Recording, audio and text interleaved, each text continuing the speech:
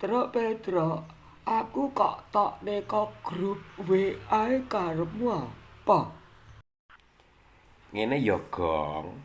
Mayoritas anggotane grup WA kuwi wong sugih. Lah awakmu kuwi ora gablek. Kowe kleru, Petruk.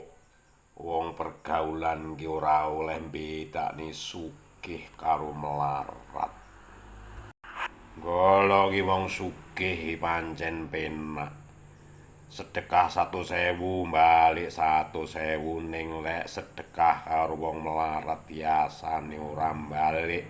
Nanging sing bales kuwi Gusti Allah, Zat kang Maha Sugih, sing balesane luwih gedhe to Le. Coba waspadakno kakangmu gareng kae. Saiki sugih mblegedhu merga sregep sedekah karo wong kae. Wonge teko rene kae. Ana apa mo? Kok padha konflik iki? Oh, Gong. Kok tak goleki lho, Gong. Aku repot, Gong. Tolong ya bantu saya, help me please.